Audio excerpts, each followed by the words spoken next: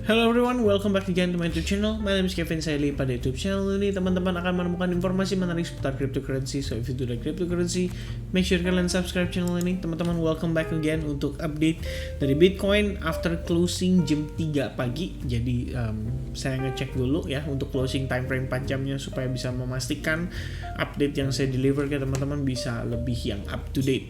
Nah teman-teman, ini kita 4 jam lagi menjelang closing candle daily. So kita bakal discuss dari segi technical analisisnya, ada beberapa info update juga yang masuk ke dalam cryptocurrency ya. Update-nya lebih ke arah untuk Bitcoin. Jadi so let's just start with the update. Nah teman-teman, pertama untuk economic calendar kita mau bahas dulu ke teman-teman ya, bahwa hari ini lebih tepatnya tanggal 11 ya, hari Rabu, itu akan ada rilis data CPI. Sementara ekspektasinya itu dirilis lebih rendah dari yang waktu lalu teman-teman. Jadi udah ada ekspektasi lah ya, kita bilang dari para institusi bahwa inflasi itu sudah mulai menurun. Dalam arti langkah atau kebijakan yang diambil sama si The Federal Reserve itu sedikit banyak sudah mulai mengurangi CPI. Tapi tentu saja di sini kalau misalkan berdasarkan informasi yang saya terima ya terakhir beberapa waktu lalu, beberapa analis percaya sebenarnya masih panjang sih proses untuk si Bitcoin ini, untuk si inflasi ini benar-benar bisa ditekan gitu ya. Kita dalam mid to long term, even katanya si Jerome Powell sendiri waktu lalu dia sempat bilang perkiraan masih bisa naik sampai tengah Juni 2022.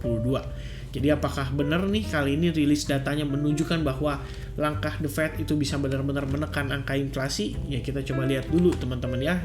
Only time will tell, karena tergantung dari besok jam 7.30 bagaimana rilis datanya, apakah akan positif atau negatif, kita lihat besok teman-teman. Alright, yang pasti diingat kalau ada rilis data ini, jadi jangan overtrade, make sure kalian maintain tradingan kalian dengan baik ya, jangan sampai terlalu banyak yang open dan apalagi masih dalam keadaan terkena resiko ya. Make sure kalau misalkan mau open lagi berikutnya ya paling tidak posisi sebelumnya tuh udah aman, udah clear, udah nggak ada resiko lagi. Alright. Nah next, ini dapat info juga dari teman-teman di SAG ya. Menurut saya thank you banget tadi siapa ya saya lupa yang mengeluarkan tuh Pak Wildan ya. Oke. Thank you banget Pak update-nya ya. Jadi 3 new crypto ETF to begin trading in Australia this week. Australians will soon have 5 options for cryptocurrency exchange traded fund as the delayed funds for Cosmos and 21 shares launched this week along with 3 IQS and in the future ya. Jadi intinya akan ada ETF untuk market cryptocurrency ya. Di beberapa exchange maybe yang ada di Australia, dan rencananya itu dirilis pada kisaran 12 Mei mendatang ya. They include a Bitcoin ETF from Cosmos Asset Management. Jadi buat yang nggak tahu, Cosmos Asset Management ini adalah sebuah company atau exchange ya yang ada di Australia, plus BTC and ETH spot ETF from 21 shares ya. Jadi di sini berdasarkan informasi yang beredar, CBOE, Australia, and Cosmos did not immediately respond to a request for comment, but a spokesperson from 21 shares confirmed to Cointelegraph we're listing on May 12. This Thursday, the downstream issues are resolved. Jadi ini adalah satu yang mungkin cukup positif teman-teman buat kondisi market cryptocurrency. Hopefully kita bisa melihat ya rilis datanya benar-benar bisa bukan rilis data sih, lebih tepatnya benar-benar kali ini di launch dan gak di delay lagi ya. Kalau misalkan demikian ya ini mungkin bisa jadi salah satu pendukung lah money flow untuk market crypto di hari Kamis mendatang. Jadi maybe menjelang weekend nanti kita ada ngelihat ijo-ijo dikit lah teman-teman ya. Ya, hopefully. Ya ini ada another data aja ya, sama aja dari Bitcoin Magazine, dia juga ngerilis hal yang sama ya. 2 Bitcoin ETF in Australia are set to launch this Thursday, May 12 ya. Jadi let's see apakah akan ada good news di hari Kamis. Alright.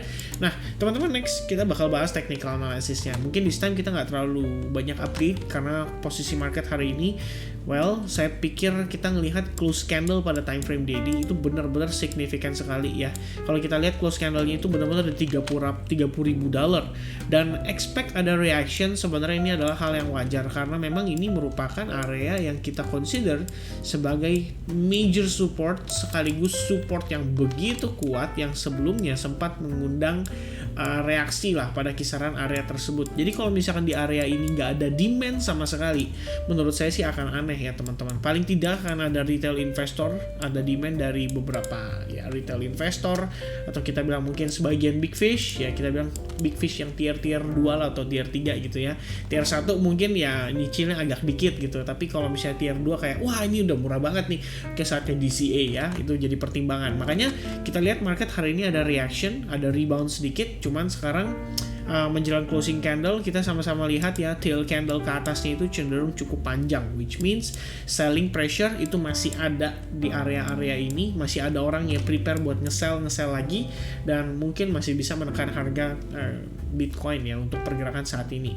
So far kalau kita lihat based on Fibonacci extension sendiri, ini kita ketahannya di antara level Fibo 1272 dan 1382. Maka kalau misalkan demikian ini adalah kita bisa bilang supportnya ya teman-teman. At least kita lihat dulu nih reaksinya gimana di level tersebut. Kalau misalnya kita kepantul dan mungkin saja nextnya itu kita akan ngejar untuk wave 4, dan wave 4 itu bisa jadi antara support level sebelumnya potensi menjadi resistance, atau teman-teman ya di kisaran area ini lah ya kita bilang sekitar $35.000 menjadi potensi resistance daripada pergerakan Bitcoin sebelum dia melanjutkan pelemahannya ya. Itu adalah dua area yang mungkin kita bisa perhatikan, dan alternatif lain kita bisa gunakan yang namanya Fibonacci retracement ya, dan mengetahui potensi area targetnya itu bisa menggunakan yang namanya Fibo 38,2%, karena biasanya memang based on rules-nya si Elliott Wave Theory sendiri, wave 4 itu kecenderungannya di bawah 38,2%. Jadi kayak 23% tuh dia udah respon, udah mulai ada sideways lagi, udah mulai mantul lagi, udah mulai ya menunjukkan adanya reaksi lagi gitu. Jadi kita belum tahu pasti until marketnya sendiri menunjukkan ke kita ya dari segi price actionnya. Cuman yang pasti ngelihat pressure Bitcoin seller sangat signifikan kayak gini, tekanannya masih cukup kuat, ngelihat hari ini tail candle begitu panjang, mungkin kalau saya pribadi, balik lagi saya pribadi ya, bukan financial advice buat yang lain, ya mungkin saya masih akan mengurungkan niat saya untuk melakukan istilahnya kita buat reinvest lagi atau langsung beli lagi di spot marketnya. Karena kalau ngelihat kondisi kayak gini, ya saya pribadi belum melihat ada tanda-tanda whales itu siap untuk buyback dan siap membalikan arah gitu ya. Paling sedikit banyak UST dan Luna ya case mungkin bisa akan memperbaiki kondisi pergerakan saat ini. Luna hari ini kembali turun sampai minus 24%, 20% ya, based on time frame. Daily pun kalau kita lihat di sini, kita sekarang lagi mencoba untuk testing ke level Fibo 50%-nya di $21,85, which means this is a very good opportunity actually. Cuma dengan kondisinya yang masih tertekan sekali, saya rasa teman-teman masih perlu waspada ya, jangan buru-buru untuk mengambil langkah di Luna. Jadi kalau teman-teman ada beberapa yang request Luna untuk dibahas, maybe besok kita akan coba discuss, karena memang saya udah ada gambarannya kira-kira mau lakukan apa terhadap si Luna. Hopefully teman-teman bisa lebih bersabar sedikit sampai besok teman-teman ya. Ya paling tidak itu sedikit pesan saya di video kali ini ya. Jangan langsung buru-buru beli, intinya gitu, karena tekanannya masih sangat kuat dan sentimennya masih sangat negatif. Jadi baik fundamental maupun technical analysis keduanya mendukung Luna untuk tertekan. Alright. Nah next teman-teman, kita akan sedikit discuss dari time frame hourly-nya ini untuk short term aja, supaya teman-teman di sini bisa keep kita bilang bisa tetap update lah ya, dapetin update terbarunya ya. Nah kalau misalnya kita lihat dari time frame 4 jam sendiri, ini menunjukkan bahwa I think buyer start exhausted ya, jadi baru naik sedikit aja dia udah kecapean ya, ada potensi ngebentuk 3-day evening star. Maybe kita akan testing terhadap exponential moving average 21. Cuma kalau lihat dari time frame 1 jam aja, ini tadi kita bisa lihat ya, udah ada indikasi kayak semacam double top. Tandanya udah ada mulai tahanan lah di kisaran level tersebut ya. Bitcoin udah mulai slowing down buyersnya, dan itu juga ada exponential moving average di kisaran area tersebut. Jadi menurut saya itu adalah satu area yang penting yang perlu kita perhatikan. Meanwhile untuk resistance sebenarnya patokan saya mungkin di trendline daripada si descending channel. Jadi sekarang berpotensi menjadi resistance ya teman-teman. Kalau misalnya naik kayak 33.000, bukan berarti itu market udah siap rebound ya. Bisa jadi itu cuman potensi lower high-nya dia aja sebelum nanti dia meneruskan pelemahannya gitu. Kalau lihat dari time frame yang lebih kecil sendiri, kayak time frame 1 jamnya aja, kita ngelihat ini mungkin udah merupakan indikasi atau pertanda meneruskan trend ya, meneruskan pelemahan. Kalau kalian lihat tadi sempat membentuk semacam trendline. Lebih detail ngelihat di time frame 15 menit ya, kalian bisa lihat sendiri prosesnya. Kalian bisa consider ini juga sebagai ya, kita bisa bilang ini kayak head and shoulders sudah breakdown, dan sekarang lagi potensi membentuk lower low-nya dia dan lower high-nya dia. Jadi jatuhnya kayak gini teman-teman, jadi bisa merupakan sebuah trendline baru lagi ya. Jadi kita lihat pergerakannya mungkin akan cenderung bermain di dalam sebuah trendline, alright, tapi cenderung melemah ya. Dan bisa aja teman-teman besok sentimen positif datang dari data CPI. Jadi kita lihat dulu gimana reaksinya. Untuk saat ini pun menurut saya mau di short di harga sini ya nggak begitu bagus. Ya saya pun pribadi masih maintain posisi short. Tapi kalau misalnya teman-teman yang mau jump in untuk nge-short di sekarang harganya menurut saya kurang ideal. Karena dari segi risk reward rasionya juga nggak terlalu apa kita bilang ya, nggak terlalu bagus lah. Tapi kalau misalnya teman-teman di sini mau long, ya saya pribadi juga tidak menyarankan. Kenapa?